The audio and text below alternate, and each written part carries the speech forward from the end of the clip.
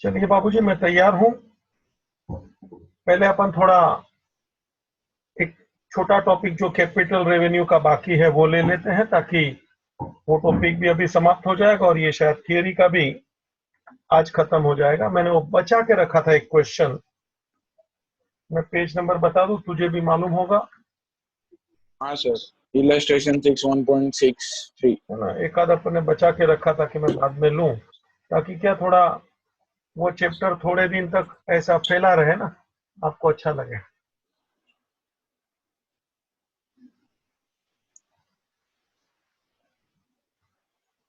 चलो अपन चालू करते हैं बेटा। Illustration 6, please see, start. It is you have to answer capital revenue. और एक देखो, अपने बोर्ड के ऊपर मैंने वो डेफर्ड रेवेन्यू आपके सामने थोड़ा एक्सप्लेनेशन किया था कि जो लंबे समय तक थोड़ा चलता है, that is called deferred revenue, which is to be return of over few years of time. ठीक है, चलिए भाई साहब, आप आगे बढ़ेंगे। Illustration 6। Are the following expenditure capital in nature? Repeat. Are the following expenditure capital in nature? Repeat. Are the following expenditure capital in nature? क्या ये खर्चे कैपिटल है? उन लोग ने सामने से ही आपसे पूछा है, क्या ये खर्चे कैपिटल है? ये इन्होंने पूछा है। ठीक है, चेक करते हैं, है नहीं है, क्यों नहीं है। Start. Messrs. A, B, C and Company run a restaurant. They renovate some of the old cabins. Because of this renovation, some space was made free, and number of cabins was increased from 10 to 13. The total expenditure was rupees 20,000. Repeat. Messrs. A, B, C and Company run a restaurant. They renovate some of the old cabin. Because of this renovation, some space was made free and number of cabins was increased from 10 to 13. The total expenditure was rupees 20,000. Messrs. A, B, C and Company runs a restaurant. They renovate some of the old cabins. Because of this renovation, some space was made free and number of cabins was increased from 10 to 13. The total expenditure was rupees 20,000. जरा समझ लीजिए, अभी भी बहुत से hotel restaurant में वो ऐसा छोटा केबिन जैसा बनाया जाता है, specially family type of restaurant. मतलब एक फैमिली रहेगा तो 4-6 लोग वहां बैठ सकते हैं, ऐसा छोटा छोटा केबिन। मतलब कि हर फैमिली को थोड़ा अपना अपना इंडिपेंडेंस मिले ना, वो छोटे जगह में थोड़ा ऐसा ऊपर तक लकड़ा खींच लिया होता है, ताकि किसी को एक दूसरे का चेहरा दिखे नहीं। That way cabin type of table chair arrangement होता है, एकदम ओपन नहीं। मतलब वो फैमिली को अपना थोड़ा अलग महसूस होता है। This is one type of restaurant का अरेंजमेंट। अब अपन उसमें थोड़ा रिनोवेशन करते हैं। पहले थोड़ा जगह ऐसे रखा था कि जितने भी टेबल वगैरह थे, 10 जितने कुर्सी उसके साथ में, और कुछ ऐसा वैसा था कि जगह थोड़ा वेस्ट होता था as per the old arrangement. अभी अपन जरा उसको ठीक ठाक कर रहे हैं, थोड़ा भी जगह वेस्ट नहीं जाने दे रहे हैं, रिनोवेशन कर रहे हैं। और अभी number of cabin increase from 10 to 13। वाह वाह, क्योंकि अपन ने वो नया फर्नीचर जैसा बना लिया ऐसा। और अभी number of cabin wall to wall use कर लिया, जो भी बोलिए वहां का एंगल कोना जो भी मिलता होगा। तो अभी पहले 10 टेबल बैठे थे, अभी 13 टेबल है, तो नंबर ऑफ टेबल बढ़ गए। बच्चा मुझे इतना ही बोलना है, ये खर्चा उन्होंने बोला है, ऊपर ही हेडिंग में बोला है, क्या कैपिटल एक्सपेंडिचर है? जरा सोच लीजिए, आफ्टर डूइंग दिस एक्सपेंडिचर ज्यादा कस्टमर बैठ पाएंगे, इनकम ज्यादा हो सकती है, ये खर्चा का बेनिफिट लंबे समय तक रहेगा, मोर और लेस परमानेंट है बच्चा, और ये कोई रेगुलर रूटीन खर्चा तो नहीं है रोज रोज का। समझ में आ रहा है? तो ये कैपिटल हुआ की रेवेन्यू, कैपिटल। समझ रहा है ना आपको? It is capital expenditure. Take down, मैं लिखवा देता हूं, it is capital expenditure.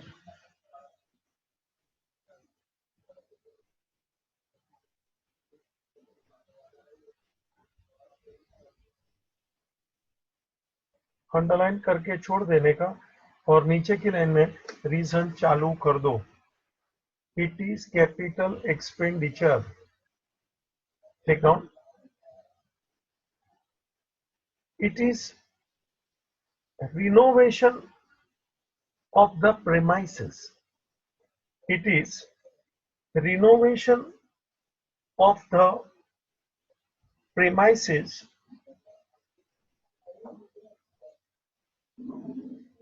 which results into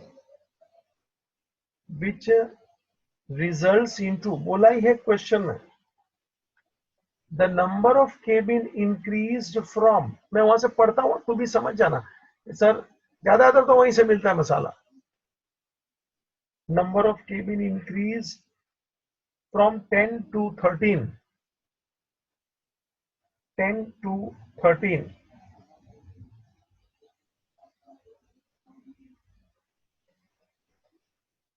which will result into increase in the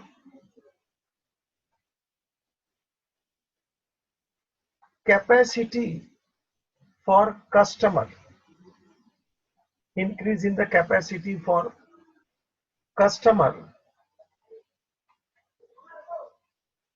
and hence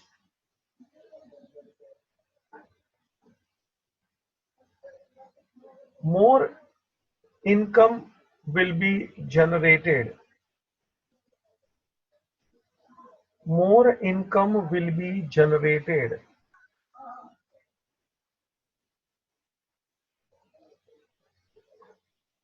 The benefit of such expenditure will be received. The benefit of such expenditure will be received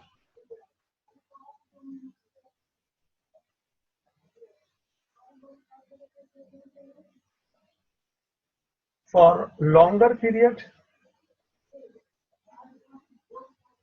for longer period,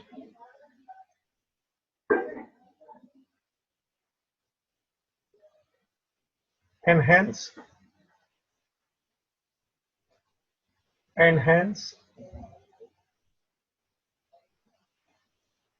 it is capital expenditure, and hence it is capital expenditure.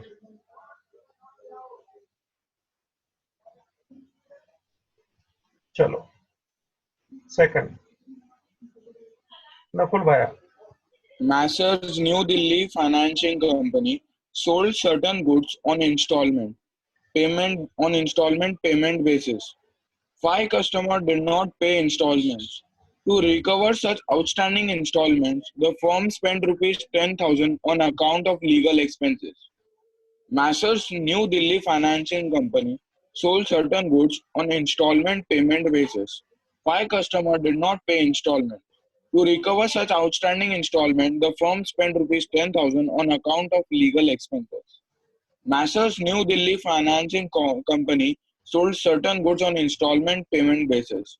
5 customers did not pay installments. To recover such outstanding installment, the firm spent rupees 10,000 on account of legal expenses. जरा सुन रहे, ये refrigerator, air condition, ये जो electronics goods है ना, आप देखेंगे तो उन लोग बाहर बोर्ड भी मारते हैं। और अभी तो लोन पे फोन वाला भी मैंने बोर्ड देखा है, लोन पे फोन, मतलब कि आपको इंस्टॉलमेंट में पैसा भरने का, हर महीने आप 1,000 2,000 जैसा फोन रहेगा ऐसा भरते जाओ। वो पहले से आपसे एडवांस में चेक ले लेते हैं, पोस्ट डेटेड चेक इसको बोला जाता है जी, एडवांस में, कि भाई 20,000 का आपका ये मोबाइल है, तो 2-2 हजार का 10 महीने का चेक ले लिया। अब क्या होता है, जो आदमी ने मोबाइल खरीदा है 2-2 हजार का महीने का चेक दे दिया, क्योंकि वो 10-12 हजार कमाता है। अचानक उसकी मान लो नौकरी छूट गई बच्चा, तो क्या होगा, उसने चेक तो दे दिया लेकिन उसके पास पैसा नहीं है, तो उसने तो चेक दे दिया था, वो बाउंस हो जाएगा, डिसऑनर हो जाएगा। तो जो सॉरी, तो जो बिजनेस ने, दुकान वाले ने ऐसे इंस्टॉलमेंट पे चीजें बेचा है रे, चाहे रेफ्रिजरेटर हो, ऐसा मोबाइल हो, एयर कंडीशनर हो, बाबू जी उनका तो लार्ज स्केल पे धंधा है, बहुत लोगों को ऐसा इंस्टॉलमेंट में बेचते हैं, और बहुत लोगों का ऐसा चेक डिसऑनर भी होता है भाई साहब। तो सीधी बात है, इन लोगों को लीगल एक्शन लेना पड़ता है। कभी कभी तो रेफ्रिजरेटर, एसी वगैरह वापस ले लेते हैं, करना पड़ता है, बहुत बार ऐसा हुआ है, क्योंकि उनका तो बिजनेस है ना, ऐसे पैसा थोड़ी छोड़ देंगे, तो फिर कैसे चलेगा। तो उसके लिए लीगल आपको नोटिस देना पड़ता है, थोड़ा वकील का खर्चा करना पड़ता है, जो भी करना है टू रिकवर मनी करना पड़ेगा।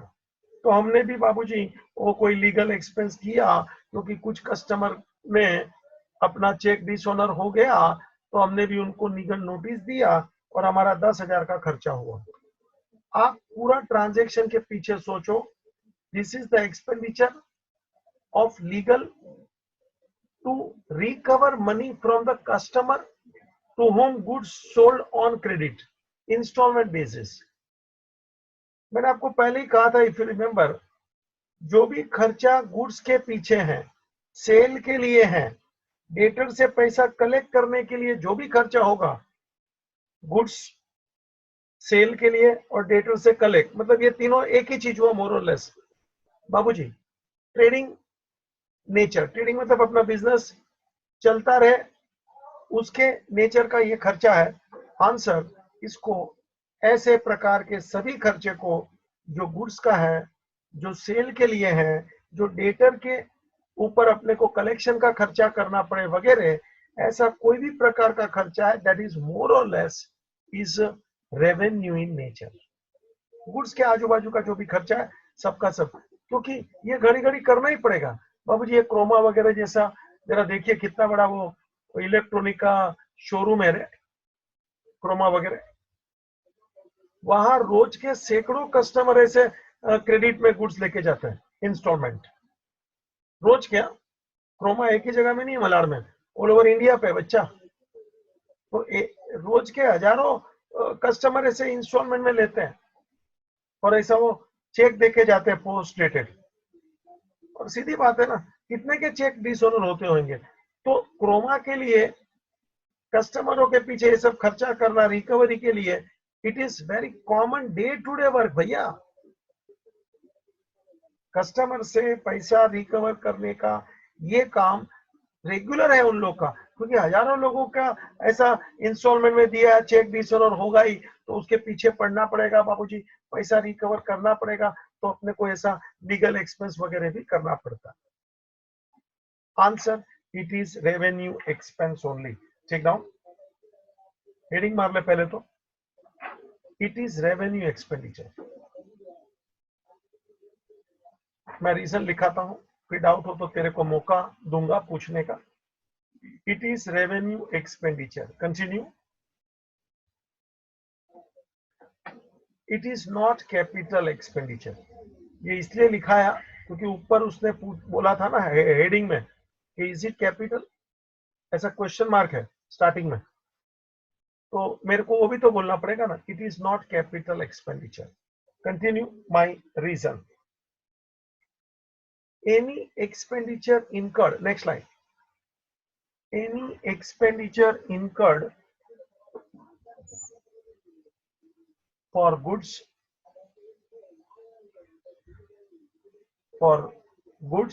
comma, for sales and for recovery of money,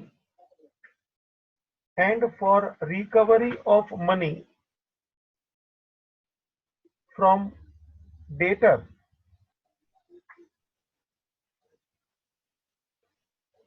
is one type of is one type of operating expense is one type of operating expense.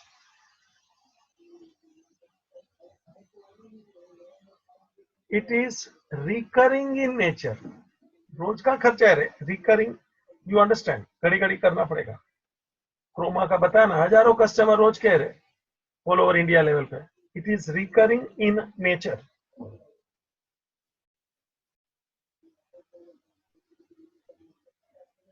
And hence it is regular revenue expenditure. ये करता रहना पड़ता है, और ये business चलाना है तो रेगुलर करना पड़ेगा जी. तो ये रेगुलर रेवेन्यू एक्सपेंडिचर है. हाँ,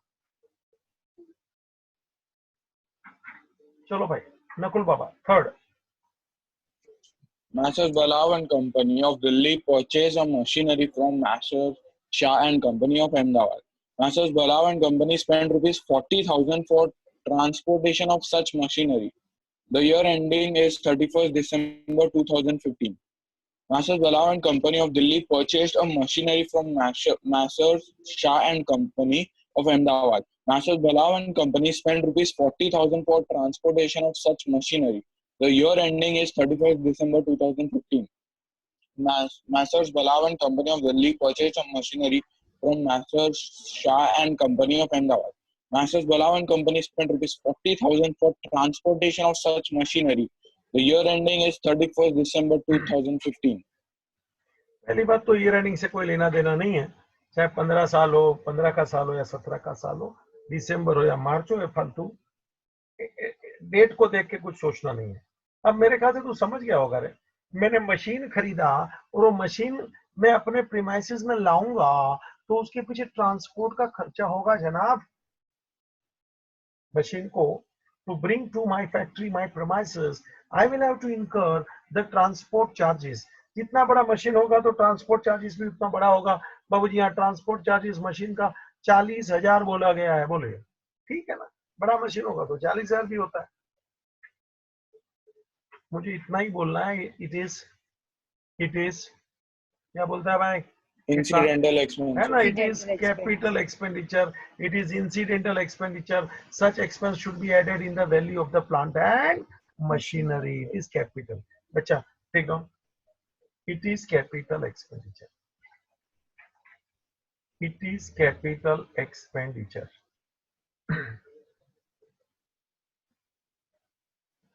It is capital expenditure.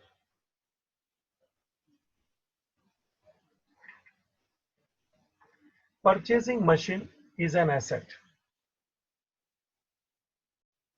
Reason: purchasing machine is an asset. Full stop. Continue. To bring such machine to our premises. To bring such machine to our premises,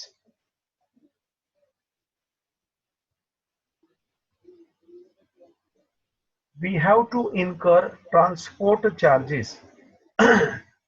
We have to incur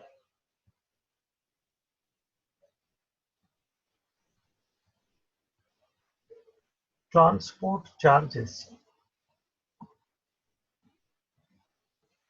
We have to incur what? Transport charges,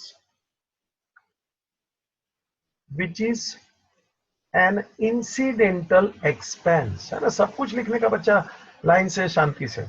Which is an incidental expense.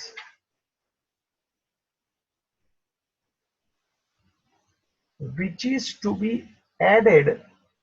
समझा ना, सब theory में मैंने अच्छे ढंग से काम किया है. Which is to be added in the value of machinery.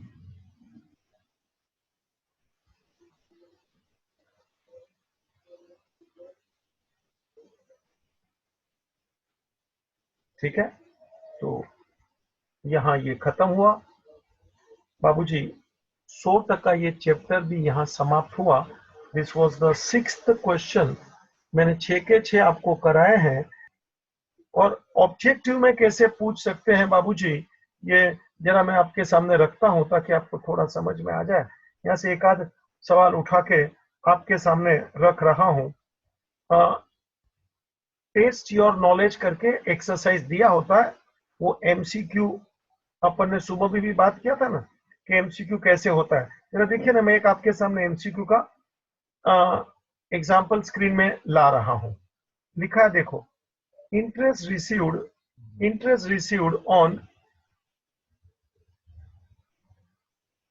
investment from UTI unit trust of India. UTI यानी यूनिट ट्रस्ट ऑफ इंडिया। तो बाबूजी ये जो इंटरेस्ट है, अभी उन्होंने आपको नीचे ऑप्शन दिया है, A capital receipt, B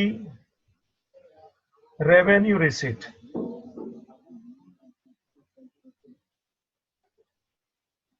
C capital expenditure, और ऐसे मैं लिख लेता हूं डी रेवेन्यू एक्सपेंडिचर। बाबूजी तो interest received on investment from UTI, answer क्या ये कैपिटल रिसीव्ड है, रेवेन्यू रिसीव्ड है, रिसीट है, कैपिटल एक्सपेंडिचर, रेवेन्यू एक्सपेंडिचर? आपका जो भी आंसर होगा बाबूजी, पहले तो ये रिसीव्ड है मतलब रिसीट है, तो ये एक्सपेंडिचर तो नहीं हो सकता। मतलब अपने को आंसर समझना चाहिए, या तो ए है या तो बी है। और ये इंटरेस्ट है इन्वेस्टमेंट के ऊपर, तो समझ लेना ये जो अपना आंसर है वो बी, वो सच्चा है। Please see the way I have shown my correct answer, how I have made one small circle, and in that I have made center with a little dark and big center point। मतलब तेरे को मालूम पड़ता है कि अपना जो question था उसका सही आंसर बी है। ये आपको एग्जाम में ऐसा सर्कल करके करना है, बाकी तुम अपने अभी रफ स्टाइल में इसको ऐसे ही राइट कर देता तो भी चलता है ना। अपने को तो सिलेक्शन करना पड़ना है, बाकी एग्जाम में आपको ऐसा सर्कल करके बीच में ऐसा सेंटर करना पड़ता है।